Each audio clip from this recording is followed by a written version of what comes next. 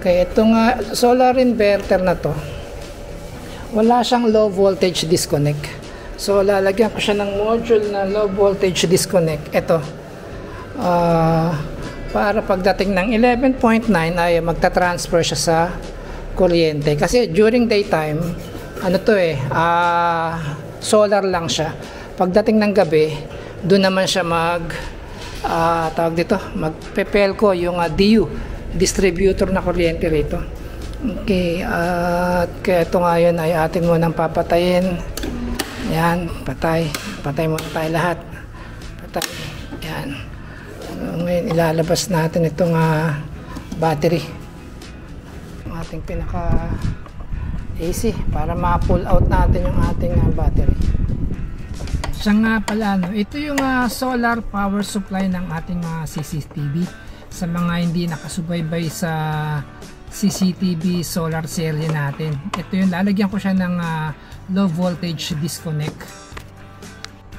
Ang siste kasi dito super drain yung battery. Pag nag-drain yung battery, bumaba na, ay nag-a-alarm na itong ating inverter. So the best remedy talaga dito ay maglagay tayo maglalagay ako ng low voltage disconnect.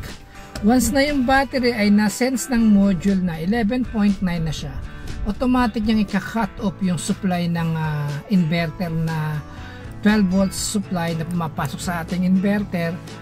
At pag na-sense ng module yon, cut ang inverter, patay ang inverter, at ngayon ang ating automatic transfer switch ay lilipat sa PERCO. Yung PERCO, yun ang power distribution dito sa distributor dito sa Pampanga. Kaya pagka nag-a-alarm to, ang ginagawa nila ay turn off switch nila yung pinaka power inverter, tapos automatic na siyang lilipat. So ngayon pag itong ating low voltage disconnect ay ating nakabit, wala na silang aalalahanin. Kusa na siyang magta-transfer sa ating local distributor na kuryente. Ayan, ito na yung module, at dito lang tayo, surface mount, sa labas ko na lang siya ikakabit para kitang kita rin yung kanyang voltahe kung ilan. Kasi kailangan dito ang pinaka display niya ay same sa supply ng battery. Kung ano yung supply ng battery, kailangan pareho din dito sa display ng ating low voltage disconnect LVD. Ay, mahaba. Masyadong mahaba yung ating tornilyo, kailangan putulan. Kasi pag di natin pinutulan to, matutuhog ang baterya natin sa likod. Baka mabutas at magka-problema pa tayo dyan.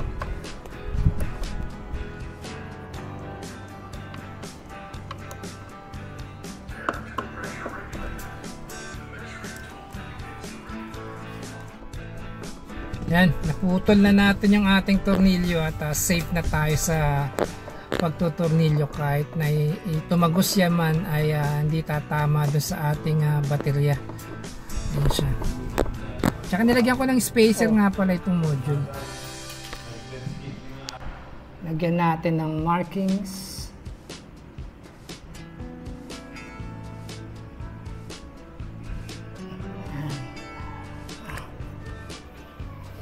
Okay, markings tayo. Yun, tama.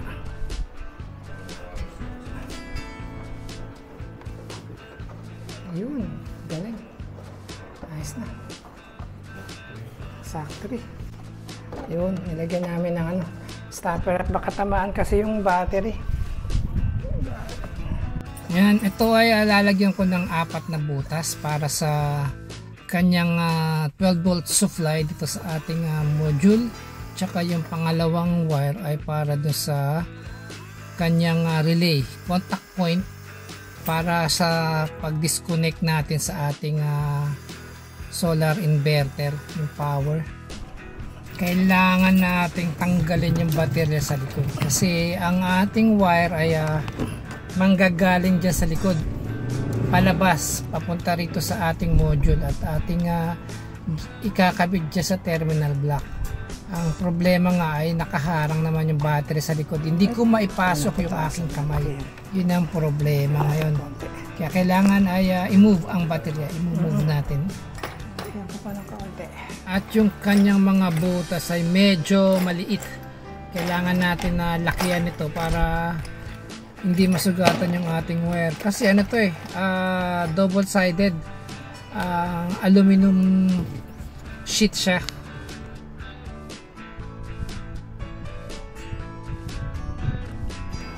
Ito na yung wire ng ating relay na magka-cut sa ating magka-cut off sa supply ng ating power inverter.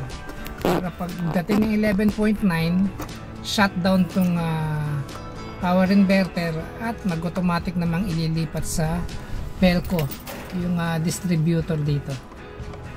At ang isusunod ko na ngayon na yung pinaka-supply naman nitong ating low voltage cut off disconnect, low voltage disconnect. Dito na lang ako kukuha sa pinaka dito yung ating solar charge controller. Ano ba yun? Tagal kong inisip. Solar charge controller. Doon na lang tayo magtatap ng kanyang 12 volt supply. Okay, ganito paliwanag ko sa inyo yung operation ng solar CCTV na ito during daytime mag-ooperate ang solar power natin. Siya ang magpapaandar sa ating mga cameras, DVR at pinaka inverter. Ayan ang mangyayari sa atin ngayon. Siguro magtataka kayo bakit namin ginagamit ang solar power during daytime kasi dito naman sa ating area ay bibihira ang brownout. So kung di naman natin magagamit yung battery at yung ating system ay sayang naman, baka masira lang yung battery, charge lang siya ng charge. Kaya minabuti na namin gawin tong ganito na mag-operate yung ating solar power during daytime para may backup din na araw. Ngayon kung sakali mag-brownout sa gabi, pwede pa natin gamitin yung ating solar power. Kung mag-brownout sa gabi, tuloy ang operation ng ating CCTV at nung Wi-Fi. Yun nga, tulad ng nasabi ko, pati yung Wi-Fi niya dito nakakabit. Kaya kahit brownout, pwede sila mag-internet. May Wi-Fi sila na kapag Facebook, Messenger, and kasi dito tayo nakakonect sa ating inverter. Yan. Itong aming LVD wire na nakalusot na ay i-connect namin mismo dito sa pinaka input supply ng ating solar charge controller, kung saan nakalagay yung baterya mismo natin ay dyan natin i-connect yung ating low voltage disconnect. Nakaparallel lang siya, positive sa positive, negative sa negative. Yan. Itong ating isa ay pinutol ko muna, baka sakali baka mag short pa. Mas mabuti na yung nag-iingat kaysa mag short ang ating wire at masunog pa yung mga wire. Kahit na meron siyang breaker, mas maganda pa rin talaga nag-iingat. Meron tayong DC breaker dyan. Ito nga pala ang ating setup ng camera. Ang brand nito ay Hikvision. Hikvision siya, 5 channel. 3 outdoor, 2 indoor. Yung dalawang aming camera ay merong built-in mic, kaya naririnig yung conversation ng pag-uusap sa harap ng camera.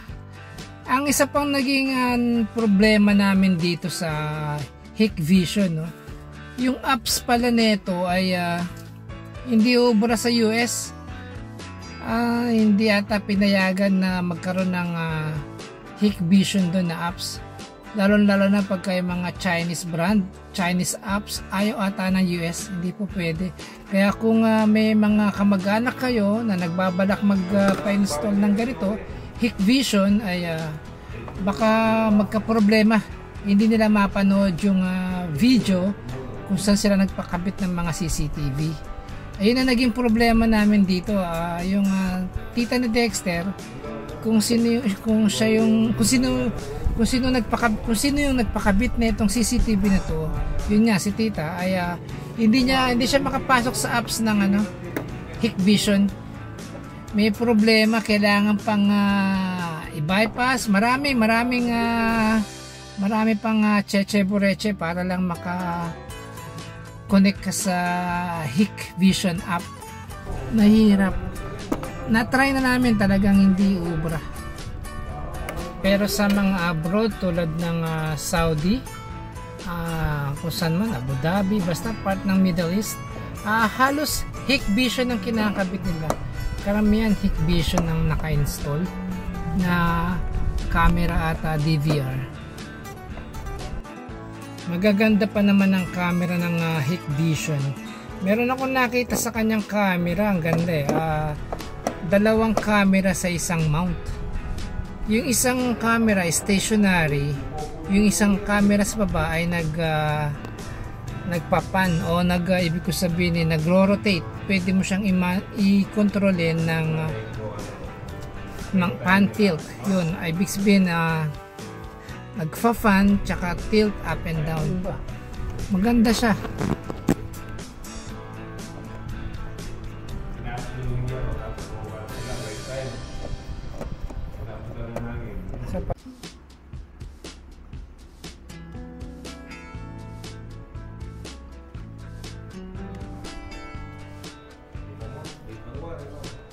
May yung butas.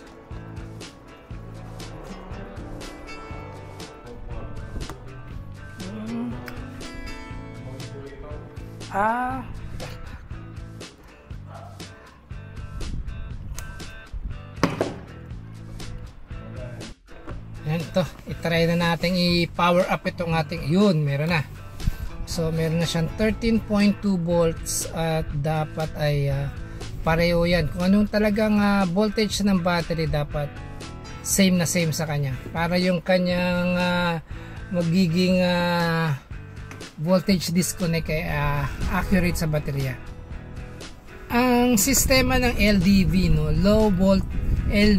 low voltage disconnect, ay habang ang baterya natin ay nasa let's say 13.9, ang relay kung saan ko kinakabit ngayon, dyan nakakabit ang relay, lagi yung naka-on, may power lagi yung relay. Ngayon, pag na-sense na ng module na nasa 11.9 volts siya, programmable naman yan, napoprogram po ilang volts, depende sa bateryang gagamitin, kanyang disconnect, ay mag-open circuit yan. Kung baga mawawala ng supply yung relay at mag-open circuit, walang connection ng supply ng inverter. Ano ka ba talaga? 13.2, 13.1. Okay, good. Tapos pag ito umabot ng 11.9, hindi pa nakaset. Low voltage cut off dito. Gawin natin 11.9. 11.9. Mamatay na to, puputo ng kuryente rito. Ngayon magsisin dito ng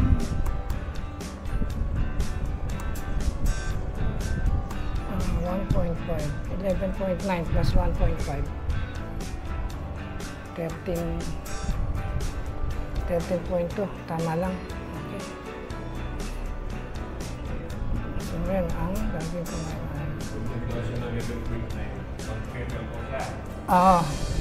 tapos pag nakarga na siya na 12 point recovery, activate na siya. Okay, so ngayon kakat off ko to, kakating ko to ngayon.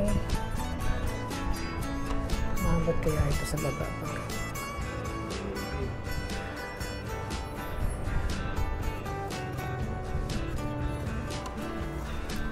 mas papangit naman pag nag-iba ng wire.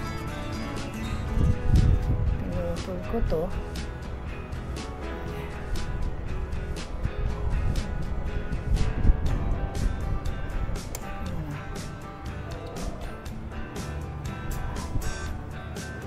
puputulin ko ngayon yung nasa loob.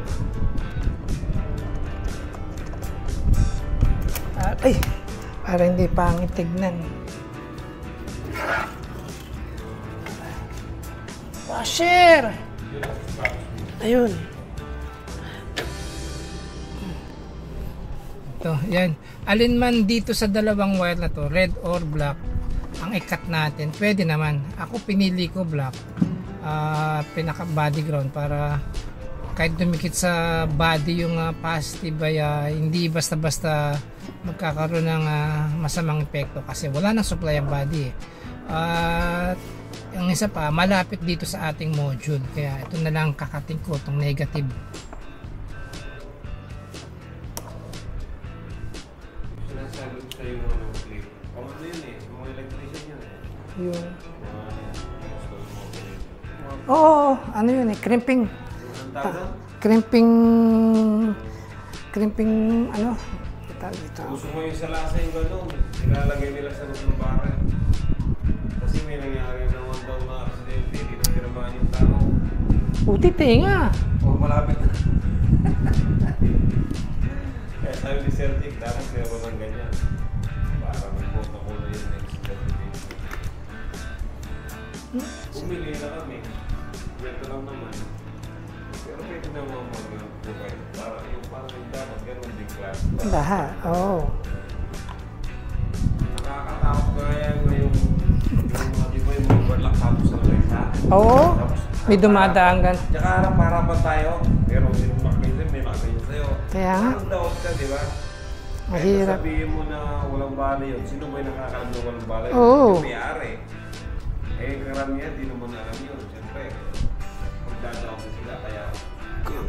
Kulang pa yung itim na wire na dala ko. Pambihira talaga, Mike. Kasi, Why?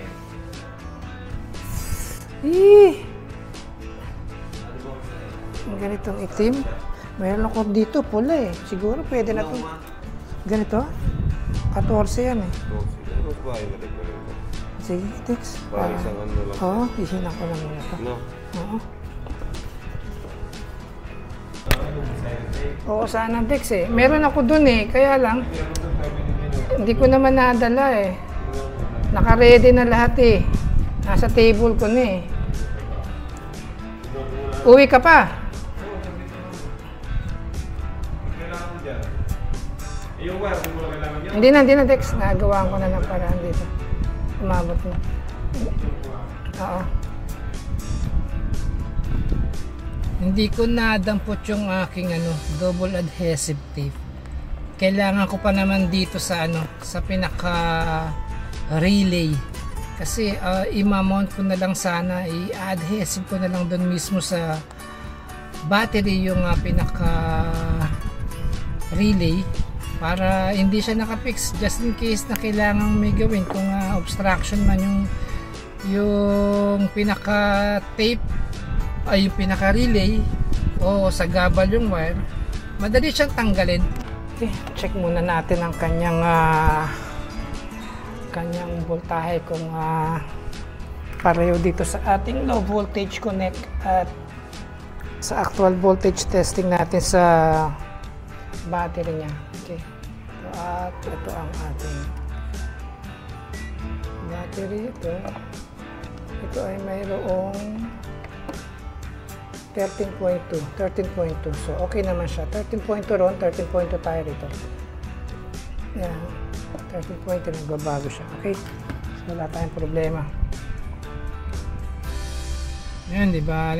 Hintayin na lang natin yung adhesive ni Dexter, no, para mai-close na natin to. May sara na yung pinaka AC outlet at madikit na rin yung yung pinaka relay pag dumating na yung pinaka double sided na adhesive tape ni Dexter. Maganda din pala yung yung e-bike battery sa solar, no. Bakit kamo? Sabi kasi ni Dexter ay 3 days na raw na hindi nalolobat itong battery. At ang pinagagana nga ng ating battery ay itong inverter, 5 camera at isang DVR plus yung router. Kaya yun, magandang klaseng battery ito, yung e-bike, yung kulay green na Channing ata ang brand nito, Channing. Bali 12 volts, 20 Ah lang siya. 20 Ah nga ba o 50 Ah? Bali ang setup kasi nito 100 watts na solar panel, 12 volts, tapos 25 Ah nga atang battery. Kaya sapat na sapat yung 100 Ah sa ating 25 Ah na battery. Kahit na mag 50 Ah pa yung battery natin, kayang-kaya pa rin ng solar panel. Simple rules lang naman pagka meron tayong 50 Ah na battery, kailangan natin ng solar panel na 100 watts. Kung 100 watts yung solar, ang ating battery is 100 Ah, o tutumbasan naman natin ng 200 Ah na solar panel. Ganun lang siya kasimple. So ayan, lapit na tayo matapos nito. Ididikit na lang natin itong ating relay cut off para sa inverter. Tapos pagka na idikit natin, ipipix na natin itong ating convenience outlet para ma-test run natin kung uubra nga siya sa itong ating module, kung uubra siya. Kasi hindi naman natin talaga makukuha pababayin yung voltahe niya sa 11.9, kaya ang gagawin natin ay ika-cut off natin itong module, tatanggalin natin ng power para mag open circuit yung kanyang relay. Okay, nadikit na natin at atin na mga imamount na itong ating pinaka convenience outlet at ma-test na. Makauwi na at sila mother ata ay gusto magpunta ng farm at papasyalan sila Owen at si Chichi. Namimiss na daw niya. Sabi ko mauna na kayo doon at tatapusin ko lang to, susunod na lang ako, sunduin ko sila doon sa farm. Safe naman siya, nakabalot naman siya. Binalot ko Hindi siya. naman palang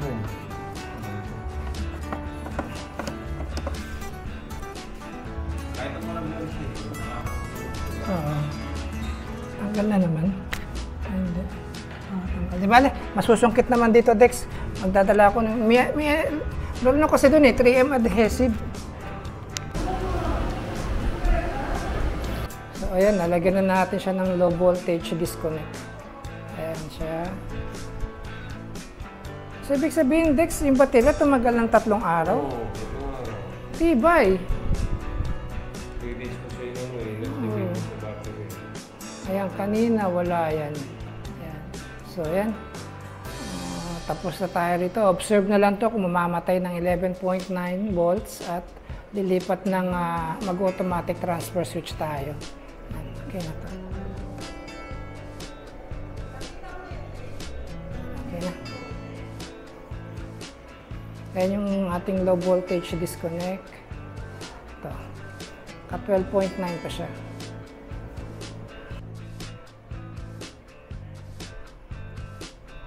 Oo, pag nag-drop siya ng 11.9, mag-automatic na siya sa... Mag-shift siya sa Pelco. Oo, Pelco. Ayos na.